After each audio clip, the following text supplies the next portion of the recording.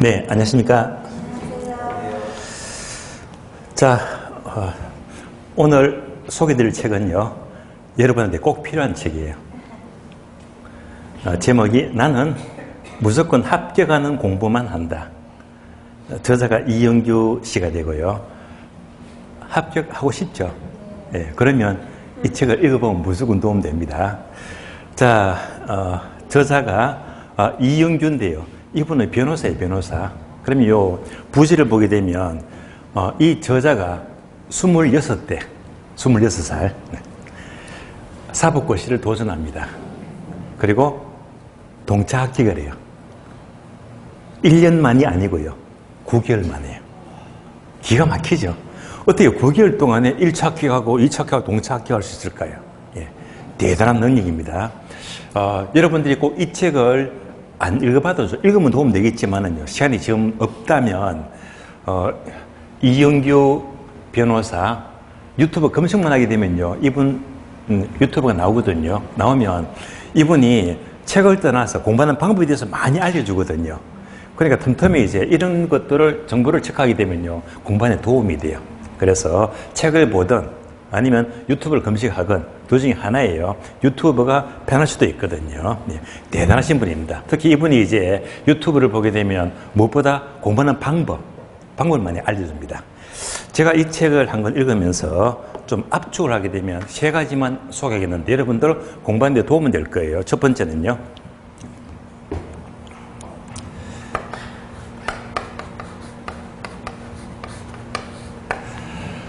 자, 여러분들 공부하시면 매일매일 성과를 거두었다고 생각하세요. 성과를 거둔다면 올해 시험은 틀림없이 합격입니다. 그런데 실제로 우리 시험이 합격률이 10% 잡을게요.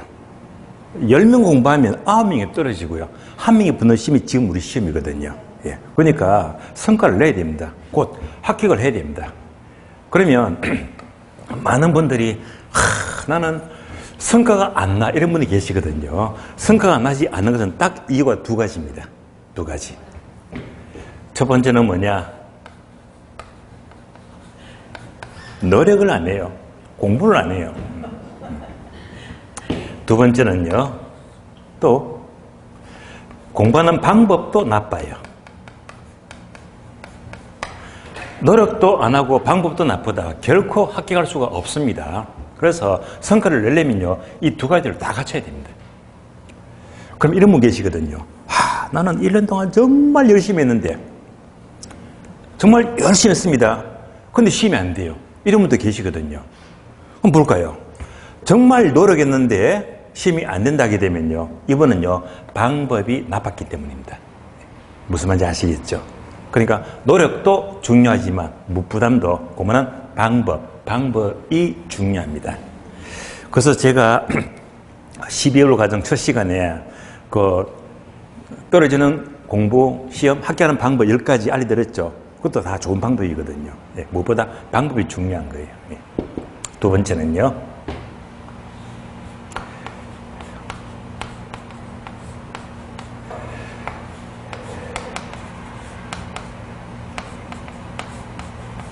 자, 인풋과 아웃풋입니다. 자, 그러면 인풋, 아웃풋 둘 중에 저는요, 인풋도 중요하지만 사실은요, 아웃풋이 훨씬 더 중요합니다. 얘가 훨씬 더 중요한 거예요. 공부든지 사업이든지 모든 것들은요, 인풋보다 아웃풋이 중요합니다. 여러분들이 기본서 공부합니다. 그리고 강의를 듣죠. 얘가 인풋이에요. 그러면 아웃풋은요, 기본서로 안 됩니다. 기본서로 공부했다면 반드시 아웃풋은요, 문제풀이에요.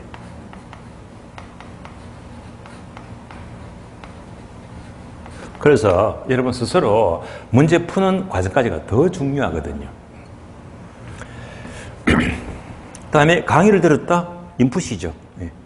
그러면 이제 집에 가셔가지고 복습하는 거예요. 복습이 아웃풋입니다. 그래서 인풋보다 아웃풋이 훨씬 중요합니다. 자, 그러면 참고로 이제 2월달도 절반가량 지났습니다. 앞으로 3월, 4월, 5월, 6월 더더욱 중요합니다. 그러면 이 3월, 4월달, 5월, 6월 계속 기본수업 반복하고 예약집 반복하고 이런 과정 수업하잖아요. 그러면 문제는 언제 풉니까? 물론 7, 8달 풀지 그때까지 기다리시면 안 돼요. 그렇다고 해서 저희들이 문제 다 풀을 수가 없잖아요.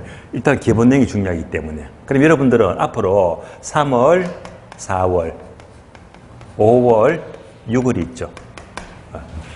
이 과정은요, 역시 기본서 공부를 하면서 문제풀이는요, 아마 제가 이번 주 중에 원고 마감합니다.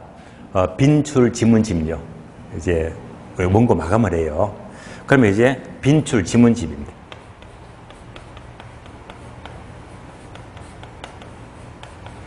빈출 지문집은요, 역대 기출문장 출제가 잘 되는 것만 골라가지고 전부 다 책을 만든 거거든요. 좋은 지문들. 요 다음 날 책이 또 기출문제집이에요.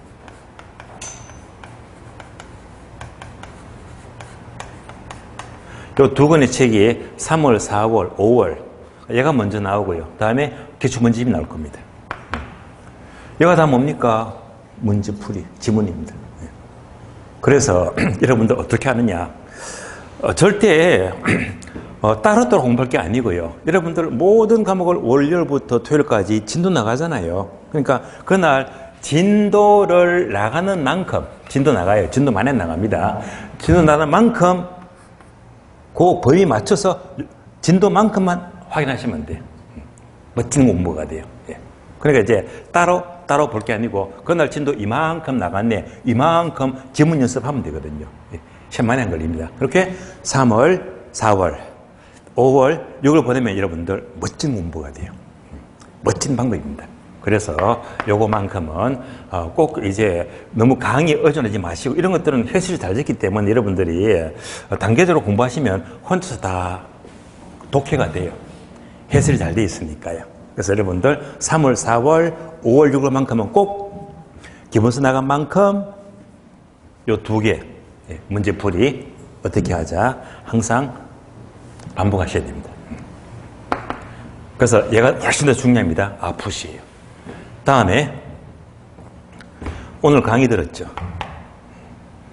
이제부터는요 강의 듣는 것도 중요하지만 복습하는 게 훨씬 더 중요합니다. 복습요. 복습. 그러면 자 이윤규 씨가 강조하는 것은요 강의하고 복습, 인풋과 아웃풋인데요 1대1로 하자. 강의 들었으니까 또 복습하자. X입니다. 1대1의 비율은 안 좋대 말입니다. 어떻게? 1대3요. 강의 한 번 들었으면 복습을 3번 하래요. 이게 확실한 공부가 된대요. 그러니까 9개월 만에 동착기가 안 돼요. 그래서 이제 복습 비중도 늘리자. 복습 비중. 그래서 결국은 아웃풋이 중요합니다. 이 아웃풋을 잘해야 여러분들이 쉽게 여유있게 합격하거든요. 그러니까 이제 3월달부터는 각별히 아웃풋에 신경을 쓰세요. 세 번째. 복습이 중요하죠. 아웃풋이 중요하죠. 어떻게? 1대3. 그러니까 복습. 어떻게? 복습을 3번 하자, 3번. 3번은 1대3. 어떻게 3번 합니까? 3번 하는 거는요, 첫 번째는, 자, 오늘 저녁에 또는 오늘 오후에, 자, 복습했죠. 예. 뭔가 공부가 끝나고, 공부 끝나고 바로 복습하는 거예요. 공부 끝나고. 두 번째는요, 하루가 끝나고요. 그러니까 자기 전에. 이때 복습은 되게 빠르거든요. 예. 그럼 기억이 강화됩니다. 마지막 세 번째는요, 다음날 시작하면서 또 빠른 복습. 한 번, 두 번, 세 번.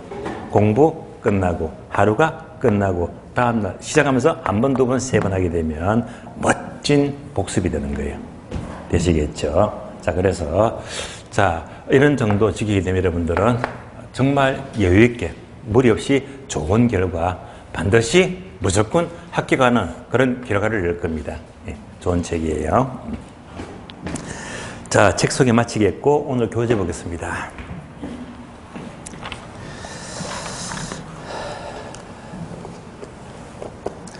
자, 오늘 교재는 300페이지예요. 300페이지.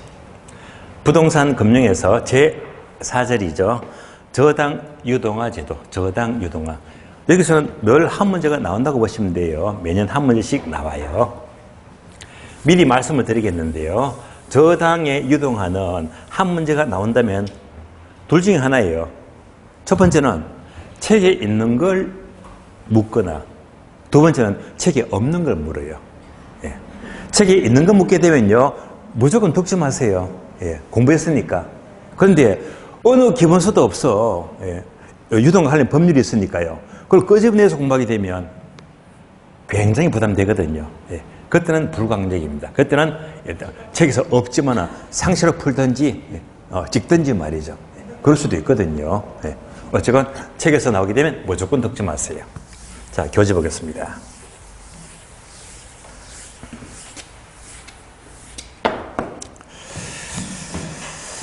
참고로 35회 시험, 작년이죠. 작년 시험은 책에 있는 게 나왔어요. 다 득점했거든요. 그런데 34회, 33회, 예. 33, 34, 2년 동안 책이 없는 게 나왔거든. 없는 게 나왔어요. 예. 속으로 욕 나오더라고요. 예. 책이 있는 거 내도 어려운데, 책이 없는 걸 내버리니까 짜증나더라고요. 예. 그럴 수도 있습니다. 자, 300페이지 보시면. 자, 1번 의 저당권. 여러분들 민법 저당권 공부하시죠? 여러분들 뭐 대출 받고 하니까 다 뭐 상식적으로 보시면 되고요. 그러면 바로 02번 내려가요. 저당시장. 목차 1번 1차 저당시장. 오른쪽 페이지 2번 2차 저당시장.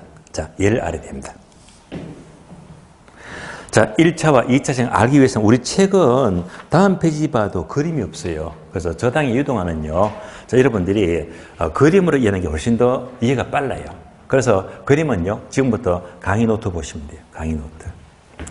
자, 강의 노트 보시면 첫 줄 3번 저당 유동화 제도는 네모가 4개 나와 있죠. 예. 요대로 이제 그림 조금 더 여러분들이 이제 그림을 따라 그려주시면 돼요. 네모가 4개 나옵니다.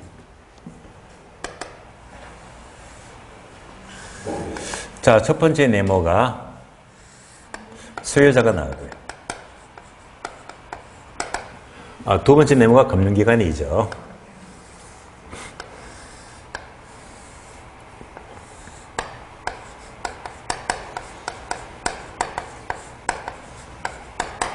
세 번째가 발행기관입니다.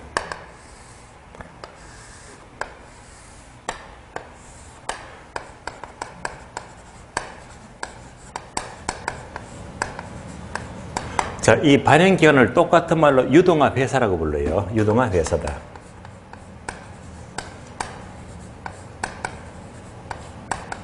자, 우리나라의 경우에 유동화회사는요, 한국주택금융공사가 있어요. 줄여서 한주금이에요. 자, 한국주택금융공사에서 한주금이 있습니다. 마지막으로 투자자.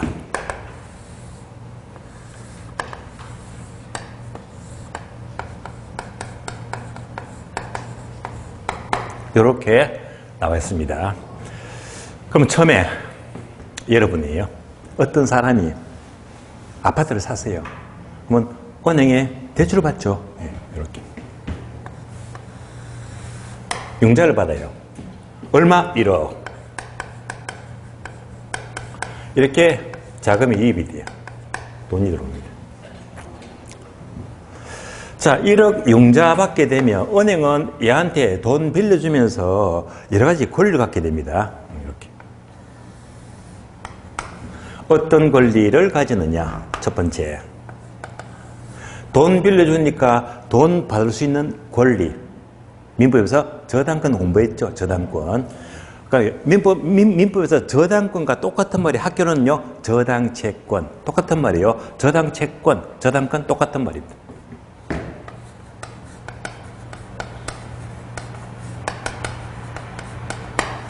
그러니까 돈 받으시는 권리, 저당권을 갖게 되고요.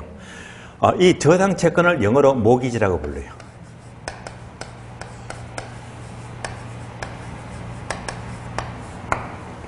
자, 모기지, 바로 저당권 또는 저당 채권입니다.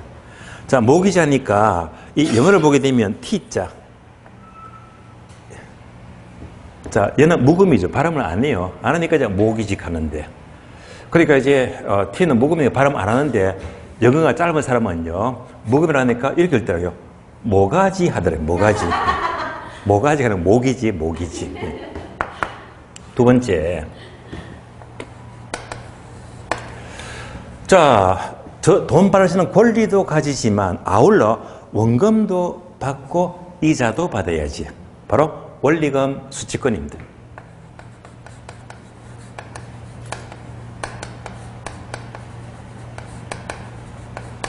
두 가지 권리를 갖게 됩니다. 자, 반복합니다. 대출 받으면 은행은 여러 가지 권리를 가지는 첫 번째, 돈 받아주는 권리, 저당권 가지고, 두 번째, 원금 받고 이자 받고 원리금 수취권. 예. 앞으로 저당 유도는요 1번과 2번이 계속 나와요. 그래서 이제 얘가 반복되면 앞으로 번거롭게 일일이 발음 안 해도 1번, 2번 이렇게 표현할 거거든요. 1번은 뭐지? 저당권. 2번은요 원리금 수취권. 줄여서 원리금. 되시겠죠? 이제 1번, 2번 계속 반복될게요. 이번 시간은요 1번 저당권, 2번 원리금, 1번 저당권, 2번 원리금 이렇게 반복될 거예요. 자, 그래서 은행은 돈 빌려주고 1번도 가지고 2번도 가진다. 뭐지? 1번 저당권, 2번 원리금 둘 다 갖고 있습니다. 이때 돈 빌려줬죠. 이때 금융기관을 다른 말로 1차 대출기관이다.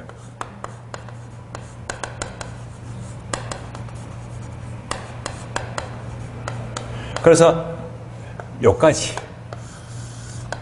이만큼을 가리켜서 1차 저당시장 이렇게 불러요. 1차 저당시장이다. 그러니까 1차 시장은요, 여러분들이 민법에서 공부하는 저당권 관계.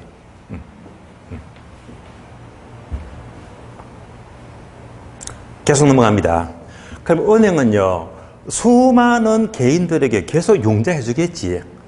융자다 보면, 얘가 자금이 부족해요. 돈이 딸려요. 자금이 부족하다.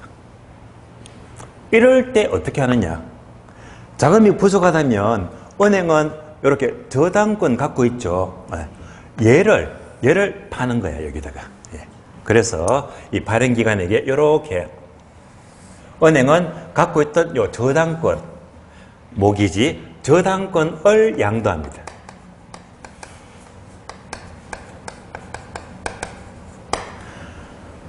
이때는요, 저당권을 개별 저당 1개, 개별 저당은 아니다. 1개가 아니고요, 수백 개, 몇백억이 되겠네. 그래서 개별 저당이 아니고요, 저당권의 집합체, 큰 덩어리입니다. 덩어리를 통째로 양도합니다. 그럼 그것만큼 또 자금이 들어와요. 그러니까 얘가 돈을 또 대주잖아. 얘가 바로 2차 대출 기관입니다.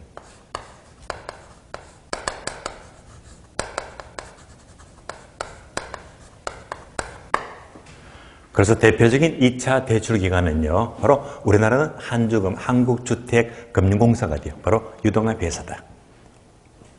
그래서 자, 이 한주금이 예를 들면 KB다 또는 뭐 신한은행이다. 은행이 많잖아요.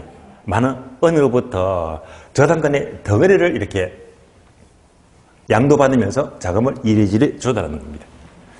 그럼 이 2차 기관은요, 큰 저당권의 큰 덩어리를 갖고 있겠네. 이것을 저당풀 이렇게 불러요. 화살표 되어 있죠, 이렇게. 저당풀이다.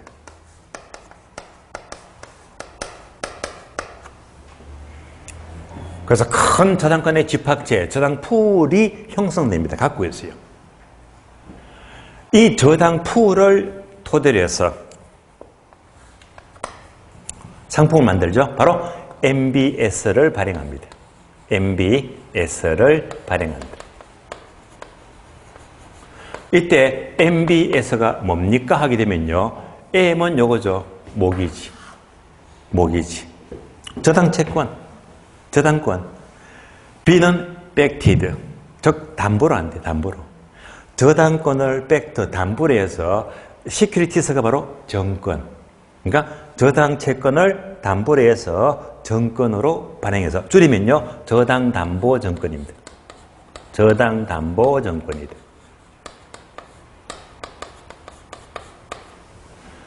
따라서 모기지, 저당권을 백트, 담보로 해서 시큐리티스 정권으로 발행하자. 그러니까요. 결국 한주금 2차 기간은요. 은행으로부터 저당권의 덩어리를 사 모아서 이를 토대로 해서 바로 저당담보정권 MBS를 발행해서 얘를 얘한테 파는 거예요.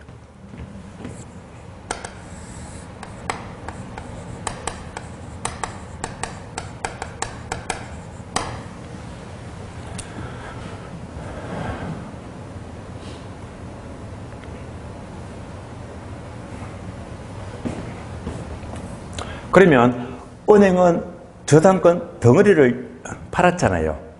저당권을 양도했죠. 이것을 다른 말로 저당에 유동하다.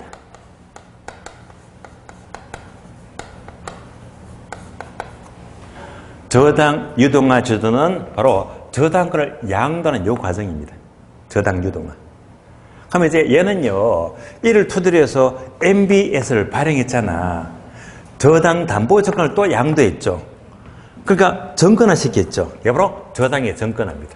저당에 정권화다.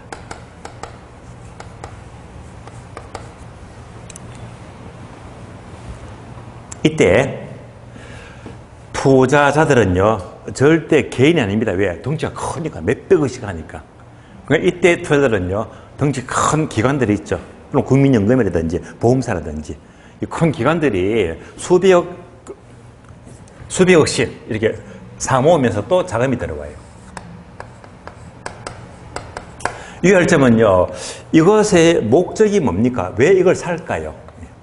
자, 이 덩치 큰 기관들은 왜 이것을 살까? 약정된 이자가 있거든요, 이자. 이자 수입이 목적입니다. 저게 이자 받기 위해서 이거 사는 거예요, 이자. 그럼 우리가 지난주에 공부를 했는데요. 그러면 금융 종류가 부채 금융과 지분 금융 들어보셨죠? 그러면 부채 금융과 지분 금융은 이자가 목적이면 부채 금융, 이자. 배당받으면 지분 금융, 기억나시죠? 그래서 이자 받으면 부채 금융, 배당받으면 지분 금융. 그러면 얘는 이자 받잖아. 부채입니까? 지분입니까? 부채죠.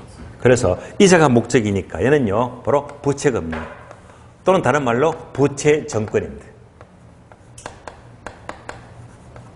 이자가 목적이에요. 그러니까 이자가 목적이니까 얘는 바로 부채 금융 또는 뭐지? 부채 정권. 그럼 자, MBS는요, 지분 금융 또는 지분 정권하면 맞다 틀린다? 틀린다. 배당이 아니잖아. 그래서 MBS는 지분 정권 틀린 말입니다. 배당이 아니에요. 따라서 이자가 목적이니까 무슨 정권? 부채 정권이다. 속지 마세요. MBS는 뭐가 목적이다? 이자가 목적이다. 무슨 정권? 부채 정권.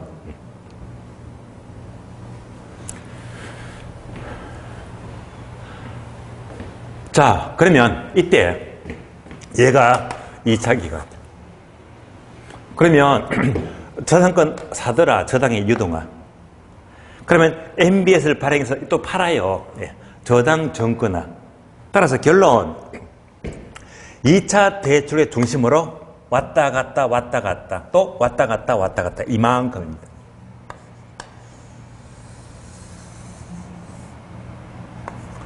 자, 2차 기간을 중심으로 왔다 갔다 네모가 3개예요. 여기까지가 바로 2차 저당시장입니다.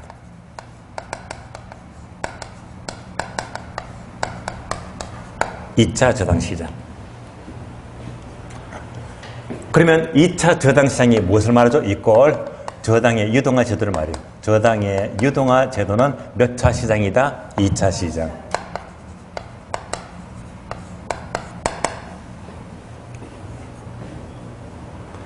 자, 끝났습니다. 그러면 이제 이렇게 보면 되겠네.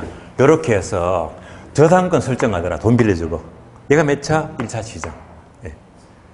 그럼 다음에 2차 기간을 중심으로 저당권 사고 MBS 팔고 해서 이만큼 왔다 갔다. 여기까지가 뭐 2차 시장. 자, 그러면 2차 시장은요. 첫 번째 네모. 얘랑 관계가 있다 없다? 여기까지잖아요. 여기까지. 그죠? 그러니까 얘랑은요. 아무런 X 관계가 없습니다. 예. 반복합니다. 2차 시장은요. 네모가 하나, 둘, 세 개야. 예. 요거니까 원래 저당 대부를 말한 차 입장과는 아무런 관계가 없습니다. 그래서 얘랑은 관계가 없어요. 2차 시장은. 그래서 1차 시장과 2차 시장을 한눈에 보았습니다.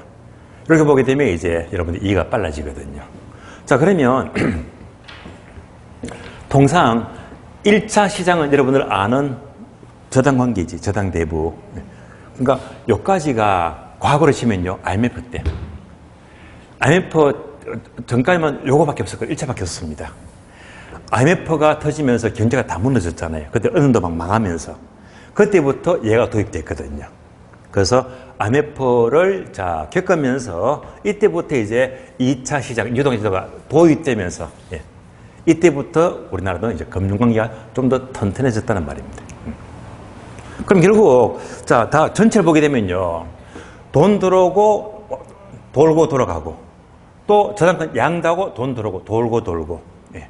또 이거 팔면서 돈이 돌고 돌고 예. 그러니까 결국은요. 이 돈의 흐름은요. 계속 이렇게 돌고 돌고 도니까 아주 좋은 거거든요. 그래서 이제 여러분 늘 들었듯이 아 돈이 뭐라고 했죠? 돌고 돌고 도는 게 돈이다. 그래서 나오네요. 돌고 돌고 도는 게 돈이다. 얼마나 좋아요. 무한정 이대로 돌고 돈다면 자 돈은 마르지가 않습니다. 그래서 많이 들으셨죠? 돌고 도는 게 돈이다. 많이 들었죠? 저는 해석을 달리 합니다. 제가 보는 돈의 관점은요. 돌고 도는 게 돈이 아니고요. 사람을 돌게 만드는 게 돈이다. 그게 더 솔직한 것 같아요. 다들 돈 때문에 환장하잖아요. 자, 이렇게 보시면서 이제 1차 시장, 2차 시장 봤으니까 지금부터 책 보고 확인해요. 300페이지. 자, 맨 밑에 1차 저당 시장은 동그라미 1번, 2번, 3번이 있죠. 자, 1번 봅니다. 1차 저당 시장은 저당 대출을 원하는 수요자와 수요자 밑줄. 대출을 제공하는 금융기관 밑줄. 집합 봅니다. 이거 나왔네요. 밑줄 했잖아. 얘랑 얘가 왔다 갔다. 무슨 시장? 1차 시장. 다음에 3번 내려가요. 1차 저당 대출자, 즉 은행은 이자 수입을 목적으로 저당권을 은행은 자신들의 포트폴리오 일부로 밑줄합니다. 보유하기도 하고 밑줄. 계속해서 대출 자금을 마련할 목적으로 2차 시장에 은행이 설정한 밑줄합니다. 저당을 팔기도 한다. 밑줄. 은행은 저당권을 보유하기도 하고 돈이 자금이 부족하면요 팔 수도 있다는 말입니다. 목차 2번 내려가요. 2차 시장. 2차 시장은요. 동그라미 1번 보게 되면 2차 저당 시장은 주택자금 밑줄입니다. 대출기관 밑줄과 또 밑줄하세요. 투자자 밑줄. 집합 볼까요? 대출기관 밑줄 했죠. 또 투자 밑줄 했죠. 여기서 왔다 갔다 하는 거예요. 여기서 요 사이에. 예. 요까지가 뭐 2차 시장입니다. 2번 한 줄 모두 밑줄 아세요. 2차 저당 시장은 저당 채권이 유동화되는 시장을 가리켜 저당 유동화 2차 시장을 의미하고요. 자, 5번도 한 줄 모두 밑줄 아세요. 2차 저당 시장은 저당 대부를 받은 원래 차입자와는 아무런 관계가 없다. 그래서 여기까지 1차, 2차 시장 구분했고요. 저당 유동화는 2차 시장을 의미합니다. 그러면 다시 300페이지 보세요. 왼쪽 페이지. 300페이지 보시면 자, 첫 줄 01번 의에서 1번, 2번. 자, 2번이 뭐죠? 주택 저당 채권에 유동하죠. 괄호 1번 개념. 내려가서 괄호 2번요. 저당 유동화의 전제 조건. 괄호 2번 전제 조건에서 동함에 1번, 2번, 3번이 있죠. 2번을 집중하자. 2번 보시면요. 2번 이를 위해서는 밑줄 하세요. 굵은 문장.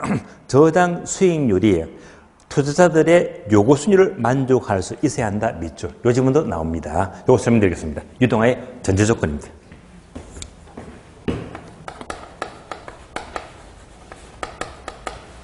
결국 저당 유동화는 이 그림 보듯이 돈이 돌고 돌고 계속 돌아가잖아요.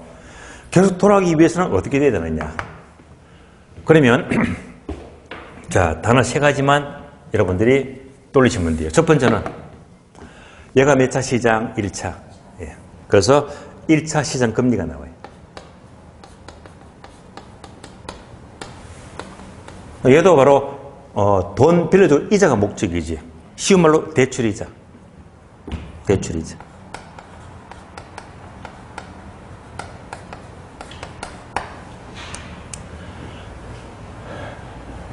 그러면 이제 얘가 몇 차 시장? 2차 시장. 이것도 목적이 뭐라고 했지? 이자. 얘가요 2차 시장 금리가 돼.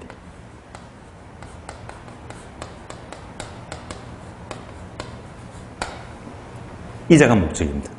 다른 말로 MB에서 수익률입니다. MB에서 수익률이죠.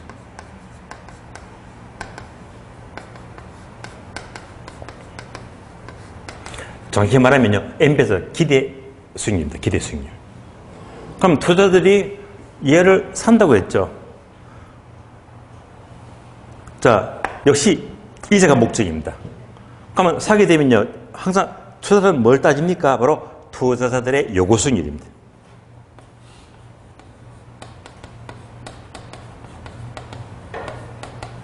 따라서 1차 시장 금리, 2차 시장 금리, 얘들의 요구 수익률입니다.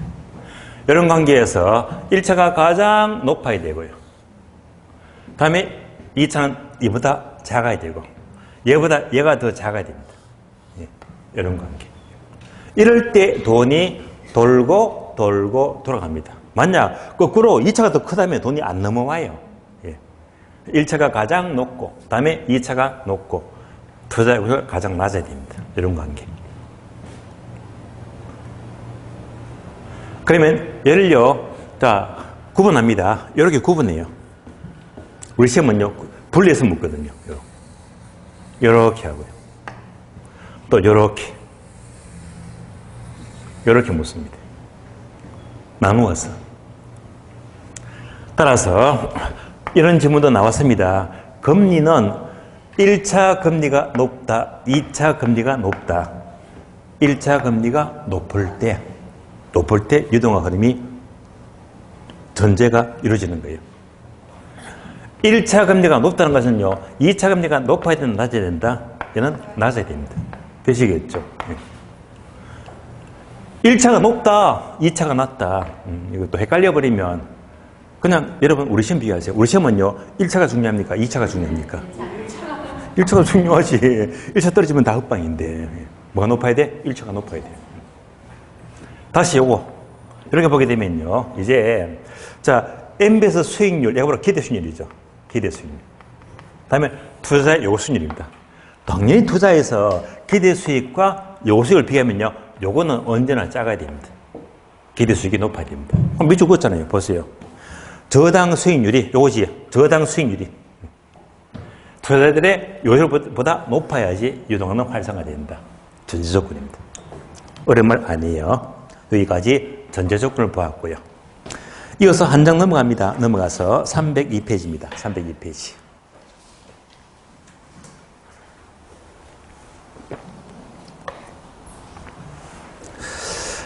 자, 03번 유동화의 기능. 1번 수요자가 얻는 혜택. 10번 볼까요? 요거 수요자가 얻는 혜택. 두 번째 2번 금리기간의 혜택. 나왔죠. 금리기간. 세 번째요, 투자 혜택입니다. 다 합치면요, 전체 혜택이 돼요. 정책적으로. 그래서 요 그림, 여러분들 떠올리면서 차근차근 읽어보시면 돼요. 어려운 말은 없습니다. 여러분이 읽어봐 주시고. 303페이지 넘어갑니다. 04번. 주택저당정권 괄호 MBS 나왔죠? 요거예요. MBS. 지금부터 중요합니다. 지금부터. 한 장 넘어가요. 304페이지. 3번 MBS의 종류. 3번 앞에다가 별표 한 개 하시고요. 여기서 문제가 집중 출제가 돼요. 시험은 계속 여기서 물어요. 그러면 종류가 4개 있네. 1번 MPT에서 동그라미. 약어가 나왔죠. 우리 시험은 약어 그대로 출제가 돼요. 그러면 2번 MBB 동그라미. 오른쪽 페이지 3번 MPTB 동그라미. 4번요 CMO 동그라미. 네 가지네. 4가지. 자, 이 4가지를 정확히 하시면 돼요. 이 4가지는 여러분들이 이들을 보면 도저히 이해가 안 되니까 제가 그림하고 매치를 시키면서 설명을 들으면서 따라오시면 돼요. 그러면 지금부터 또 강의 노트 보시면 돼요. 강의 노트 보게 되면 자, 네모 4개 밑에 자, 약어 4개 나오죠. MPT에서 MBB, MPTB, CMO다. 나오네, 4가지.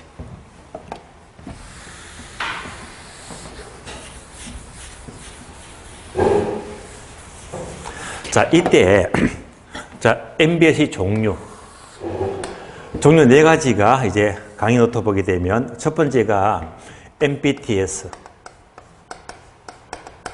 다음에 MBB, MPTB, CMO 4가지들. 우리 시험은요, 약어 중심으로 지문이 나옵니다. 그러면 MPT에서는 해석하면 괄호 이체증권 되어 있죠? 이체증권. MBB는 줄여서 저당채권이다.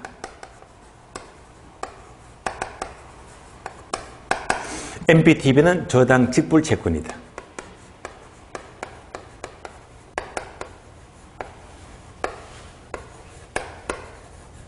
CMO는 다계층 채권이다. 이렇게 나옵니다.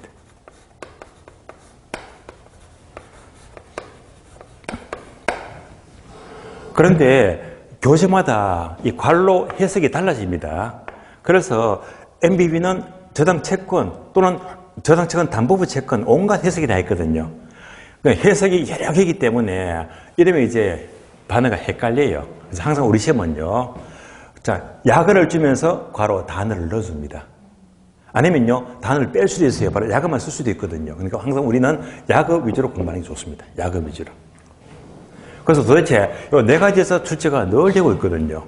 그럼 이제 이 4가지는 어떻게 공부할까? 자, 그러면 둘 묶어줘요. 둘 묶어줘요. 이러면 공부하기 수월해지거든요. 묶어서 비교합니다. 다음에 이제 요거 설명드리겠습니다. 다시 처음부터 그림 보세요.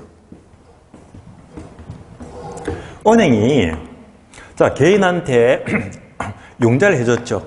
1억 빌려주고 돈 빌려주고 여러 가지 권리를 가지는데 첫 번째 저당권 가지고 2번 원리금, 수익금 둘 다 가진다. 이제부터 계속 나와 1번, 2번. 1번은 뭐? 저당권. 2번은 원리금. 그래서 돈 빌려주고 은행은 뭐지? 1번 저당권 가지고 2번 원리금 받더라 이 말입니다. 갖고 있죠. 근데 은행이 돈이 없어. 부족해서 갖고 있던 저당권을 파는 순간 팔면요 이런 권리를 가진다 못 가진다? 팔았잖아. 없어요. 팔았으니까. 지금부터는요 팔았으니까 저당 유동하니까 요거 공부하니까 팔았으니까 은행은 1번도 없고 2번도 없고 다 없어요. 예. 그래서 팔았으니까 은행은 저당권도 없고 원리금도 없습니다. 팔았으니까. 그러면 이제 이때 1번, 2번이 누구한테 가느냐에 따라서 다 달라집니다. 1번은 저당권, 2번은 원리금입니다. 자, 팔았더니 1번 저당권, 2번 원리금이 넘어가요. 또 넘어가요. 투자자가 1번 저당권, 2번 원리금 수익권, 투자자가 모두 가진 게 바로 MPT에서 이체증권입니다. 그래서 여기 보면 땡땡 1번, 2번 모두 누가? 투자자. 저당권, 원리금 모두 투자가 모두 가지면 바로 MPTS가 돼요. MPTS.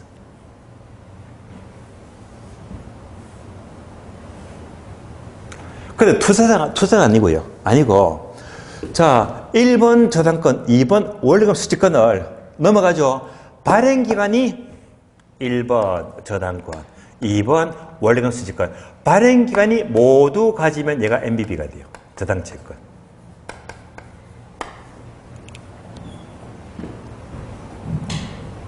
되시겠죠? 저당권과 원리금을 발행기간이 모두 가지면 MBB. 투자자가 모두 가지면 MPTS. 그래서 강의 톡으로 나와있죠. 1번, 2번 모두 투자자가 가지면 MPTS. 1번, 2번 모두 발행기관이 가지면 저당채권.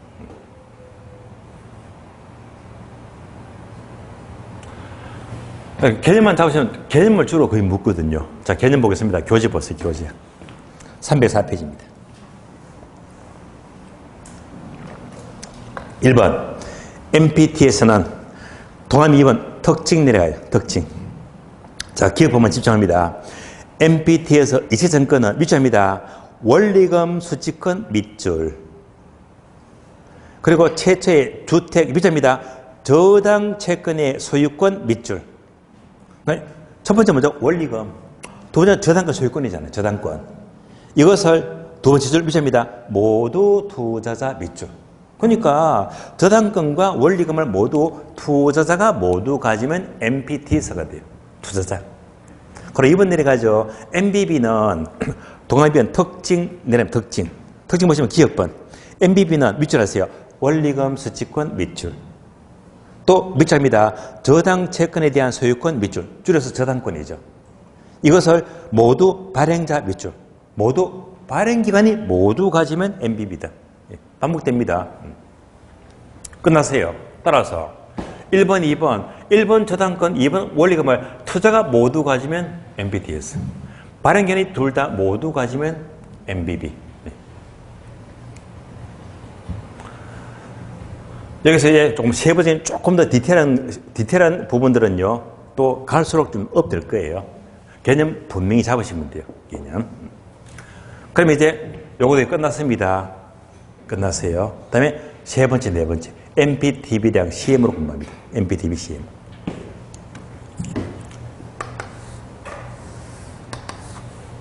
자, MPTB.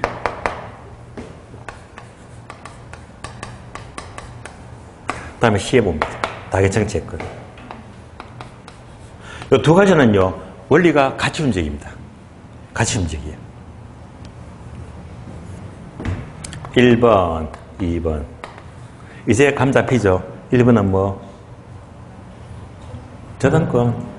2번은요? 원리금. 네. 1번 저당권, 2번 원리금. 자, 이 두 가지는요. 1번, 저당권은 발행기관이 가져갑니다. 저당권은 발행기관. 2번, 원리금은요, 투자자.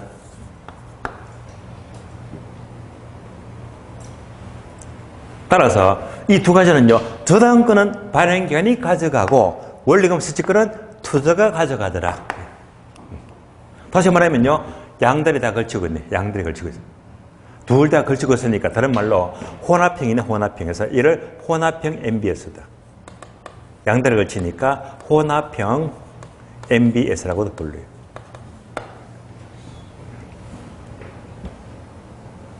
그래서 성질은 똑같습니다. 저당권은 발행기관, 원리금은 투자자. 예. 둘 다 똑같아요. 자, 그러면 이런 관점에서 다시 봅니다. 그래서 3번, MPTB는, 동함이 2번 볼까요? MPTB는 밑줄 하세요. 원리금은 투자자 밑줄. 원리금은 투자자. 계속해서 저당권의 소유권은 발행기관 밑줄. 저당권은 발행기관, 원리금은 투자자. 예. 반복되잖아요. 그리고 4번 내려가요. CMO. CMO는요. 동그라미 2번 특징 내려가서 기업번에 있죠. 기업번. CMO의 경우 밑줄입니다. 저당권의 소유권은 발행자 밑줄. 저당권은 발행기관 맞잖아요. 또 밑줄 하세요. 원리금 수취권은 투자자 밑줄. 원리금은 투자자. 그러니까 둘 다 뭐지? 저당권은 발행기관, 원리금은 투자자.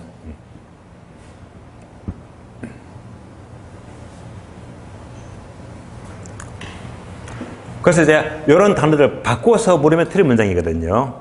그러니까 저당권은 발행기관인데 저당권은 투자자 바꾸면 틀린 말입니다. 그래서 이렇게 자 구분하시면 됩니다. 자, 그래서 이제 네 가지는 전부 다 무슨 차이? 1번, 2번 저당권, 원리금을 누가 가지느냐. 투자가 모두 가지면 MPTS, 발행인이 모두 가지면 MBB. 저당권은 발행기관, 원리금은 투자자. 바로 두 가지가 동일하죠. MPTB나 CMO입니다. 자, 이상의 네 개 중에서 우리나라에 가장 많은 것은 얘가 최고 많아요. CMO. 얘가 많습니다. 얘는요, 다계층 채권이죠. 다계층 채권. 그래서 CMO가 우리나라에서 가장 많은 경우인데요. 자, CMO는요, 다계층 채권이다. 다계층. 계층이 여러 개래. 그래서 예를 간단히 본다면 이렇게 볼 수 있습니다. CMO로 봅니다. 다계층 채권, 다계층. 다계층 채권, 계층이 여러 개래. 요때 요 계층이 있죠. 계층. 얘를요, 트렌치라고 불러요. 트렌치. 계층을 트렌치라고 부르는데, 그러니까 계층이 여러 개래. 트렌치가 여러 개래.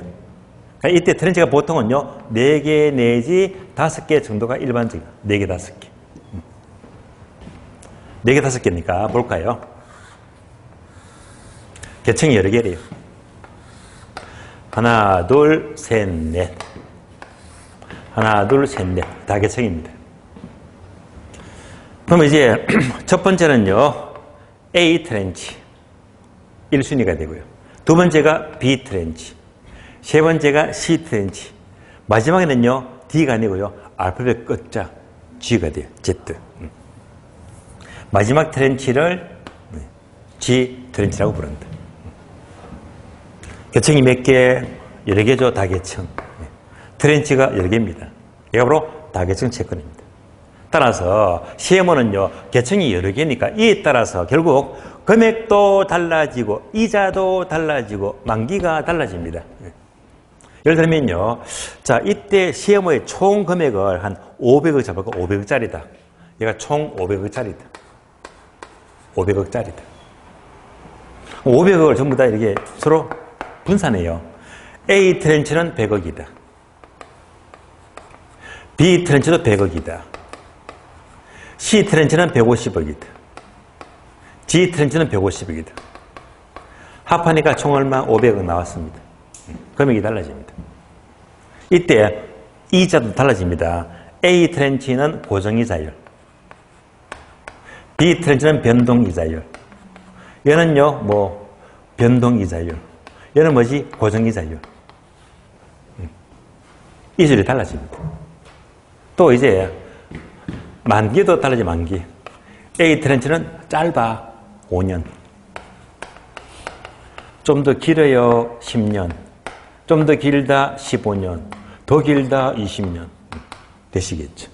따라서 트렌치별로 금액이 달라지고 이자율도 달라지고 만기도 달라집니다.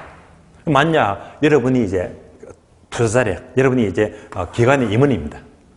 그러면 이제 이자 받기 위해서 얘를 사야 되거든.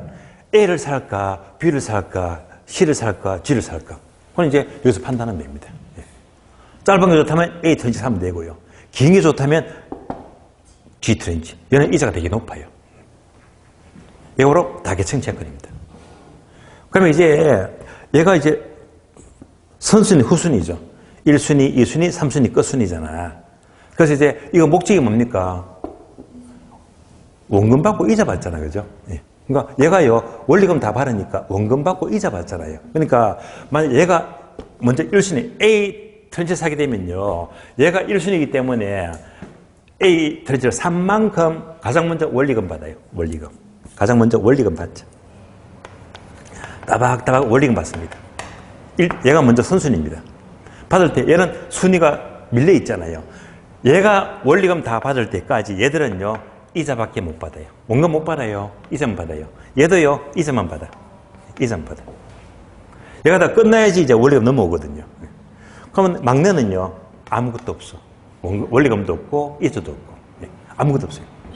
얘는 어떻게 되지? 만기 때까지 아무것도 없어. 만기에 원리금, 원리금을 한꺼번에, 한 방에 한꺼번에 지급받아요. 길지만 아무것도 못 받다가 만기에 몽땅 다 받아버려. 이때는요, 이자가 가장 높다. 높은 것이 특징입니다. 따라서 트렌치별로 상품이 달라지더라. 얘가 우리나라에 가장 많은 다계층 채권입니다. 되시겠죠? 자, 그러면 305페이지입니다. 그래서 한번 CMO는 1번 의부터 보세요. CMO는 저당권의 총 발행액 아까 500억이었죠. 몇 개의 그룹이 트렌치지. 트렌치별로 나눈 후에 각 트렌치마다 서로 다른 이자율과 원금 지급 순서를 다르게 정하는 것이다. 이처럼 나눠진 그룹의 순수에 따라서 원금 지불이 연속적으로 이루어지는 형태의 저당권 채권을 말하는데 이 경우에 각 그룹을 트렌치라고 한다. 트렌치별로 각각 상품이 달라지는 형태가 바로 다계층 채권입니다.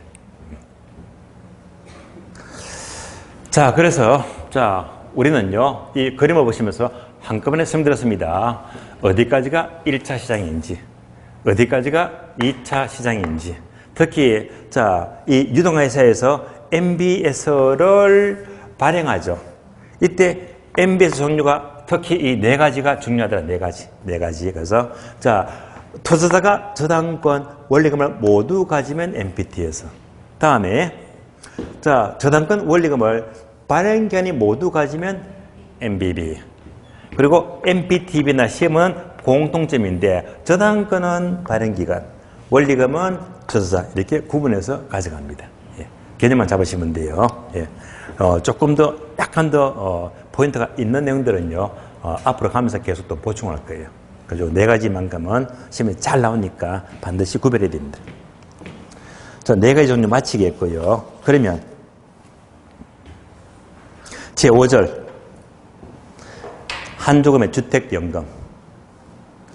자, 그러면 강의 노트 보시면요, 4번, 5번이 있죠. 4번 한주금, 5번 공급자금융 땡땡 부동산 투자회사 리처. 얘는요 3월, 4월 뒤에 있죠. 그래서 이 과정은 주로 뭐 이해하기보다는요, 그대로 정해진 대로 여러분들이 뭐 암기하는 것밖에 없습니다.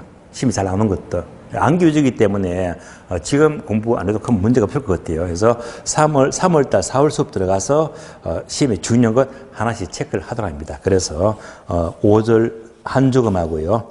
다음에 309페이지요. 6절 농지연금. 농지연금 제6절은요. 앞에다가 X 하세요. 보지 마세요. 이 지금 한 번도 안 나왔고. 농지연금은요. 이거 농지연금은 정말 좋은 거예요. 정말 좋아요. 여러분들 아무도 없겠네. 60 안 넘었죠? 예. 농지연금은요. 원래는 65세 만. 에다가 5년 이상 농지를 갖고 있어야 됩니다. 갖고 있어야 돼요. 이러면 농지연금 다 먹거든요. 농지연금 다 먹어요. 그런데 얘가 바뀌었어. 최근에 2023년도 거예요. 2년 전 만 60세로. 예. 그런데 농지연금은요, 내가 농지를 갖고 있다. 이렇게 되면 농지연금을 저기 조건 내에서 1인당 300입니다. 300만 원. 부부라면 600이 되겠지. 예, 상한치가. 예. 혼자 받게 되면 300이 되고요. 상한치가. 부부라면 600까지 됩니다. 농지를 갖고 있다면 이 농지를 갖고 맡겨가지고 연금 다 먹는 거야. 예, 연금 다 먹어요. 그런데 주택연금하고 비교가 안 돼요. 예. 얘는 한마디로 말하면요, 재테크입니다. 예, 재테크. 예. 저도 이제 앞으로 노후는 여건만 되면 주택연금은 아이고 좀 그렇고, 예. 너무 일반인들이 알려져 있고, 농지연금은요 고수들이 다 먹는 연금이거든요. 연금도 세게 줍니다. 잘 줘요. 예. 근데 또 땅값마저 올랐다. 대박이지 뭐. 그래서 이 농정금은 여러분들이 시험 합격하시고 목숨 거세요. 목숨. 예. 이것도 흔해져 버리면 뭐 별 재미가 없겠죠. 아직까지는요. 굉장히 재테크는 좋아요. 근데 농정금은 우리 시험은 주택인 것만 나오지 농정금은 시험이 안 나와. 그러니까 엑사 시험 넘어갑니다. 넘어가고 시험 끝나면요. 확실히 공부하세요. 예. 시험에는 안 나옵니다. 자, 그러면 이제 312페이지 7절 부동산 투자 회사 리츠. 리츠도 그 따로 강의 노트에서는 암기가 주로 되기 때문에 지금 안 봐도 괜찮아. 3월 달에 시험 나오는 것만 언급해서 설명을 드리겠습니다. 자, 이상으로 금융 마치겠고 쉬었다가 다음 시간 이어서 부동산 개발 관리론 넘어가겠습니다. 쉬겠습니다.